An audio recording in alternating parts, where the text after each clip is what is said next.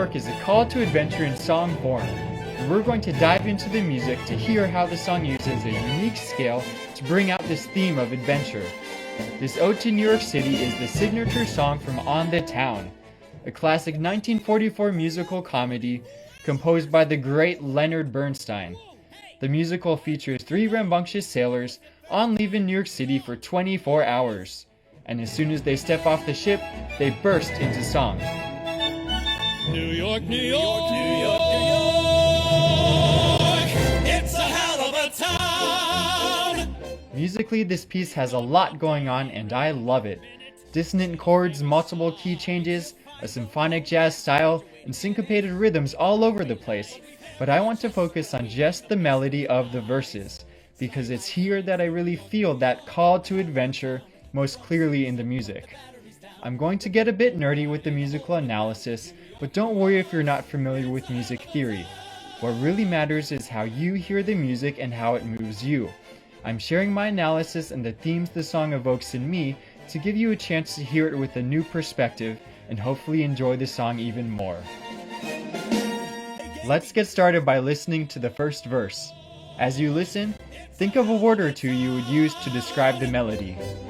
We've got one day here and not another minute to see the famous sights. We'll find the romance and danger waiting in it beneath the Broadway lights. But we've hair on our chests, so when we like the best are the nights. Sidelights, nights, New York, New York, a hell of a town. The Bronx is up, but the bad... What words best describe this melody? Maybe jazzy, exciting, gritty, bouncy, funky, or uplifting? The two words I keep on coming back to are edgy and hopeful. However you may describe it, a large part of what gives a melody its distinctive sound is the set of notes used to compose it. Notice that the melody is made up exclusively of these 7 notes: C, D, E flat, F sharp, G, A, and B flat, including the same notes at higher or lower octaves. These notes make up a scale, but it's an unusual scale for most of us familiar with the major and minor scales of Western music. It's most commonly called the Dorian Sharp 4 scale, and to me it sounds both edgy and hopeful at the same time, which is perfect for establishing the theme of adventure in New York, New York.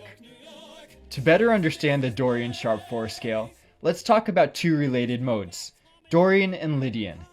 The Dorian mode has a flat 3rd and 7th relative to the major scale. The flat 3rd and 7th give Dorian its characteristic sound. To me, the Dorian sounds edgy, a little dark and dangerous, but not to the point of sounding downcast or gloomy. The Lydian mode has a sharp 4th relative to the major scale, and it's this sharp 4th that gives Lydian its characteristic sound. I feel the Lydian mode sounds hopeful, not just bright and optimistic, but also filled with wonder. Let's listen to each of these scales one by one for better comparison. First, the familiar major scale, which is our point of reference. Next, the Dorian mode. The Lydian mode. And finally, the Dorian Sharp 4 scale.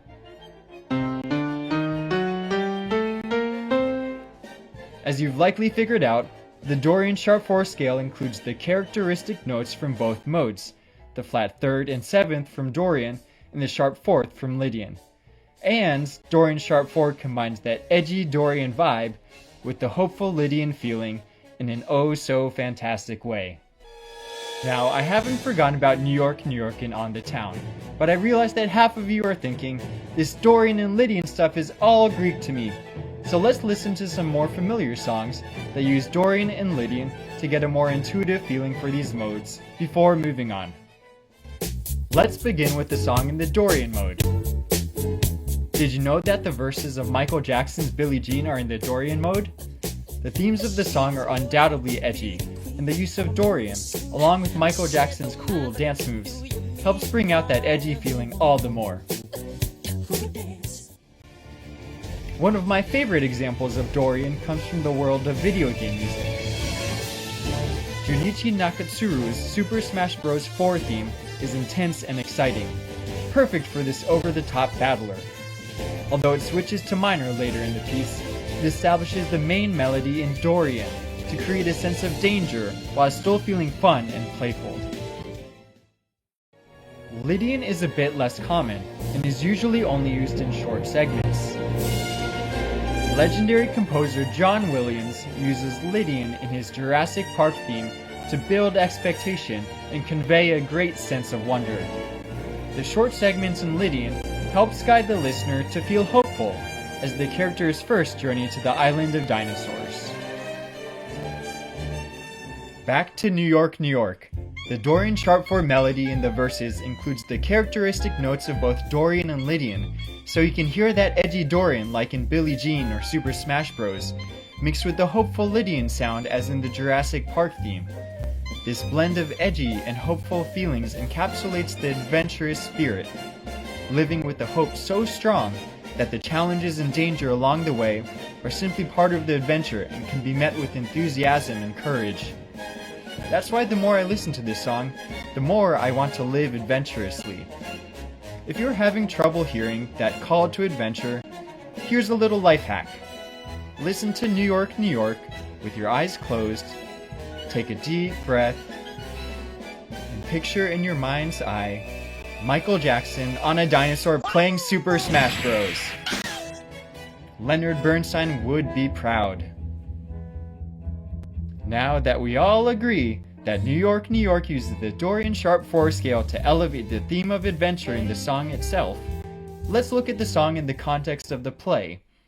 New York, New York shows up twice in the play, and the first time is preceded by I Feel Like I'm Not Out of Bed Yet, a soothing lullaby sung by dock workers who would clearly rather be in bed, under their warm blankets, sleeping in their ladies' arms. These workmen long for sleep, and to musically drive the point home, the song is mostly in 3/4, the usual time signature for lullabies. Of course, there is nothing wrong with sleep and comfort, but in the context of the play, it provides a thematic contrast to New York, New York, which is all about seizing the day. Taking it further, New York, New York practically interrupts the ending of I Feel Like I'm Not Out of Bed Yet, as it jumps in with dissonant chords and tense brass trills, sounding like an alarm clock. Now, bud. 6 o'clock, will ya? This contrast between the two songs serves to emphasize the call to adventure, and even adds a sense of urgency you might get from waking up to an alarm clock when you have something exciting planned for the day that you're looking forward to. Fast forward to the end of the play. The finale begins as a musical blend of I Feel Like I'm Not Out of Bed Yet and New York, New York. It's a slow lullaby in 3/4 time, with the strings playing the melody line of I Feel Like I'm Not Out of Bed Yet, while our lead sailors sadly sing New York, New York, the lights are out.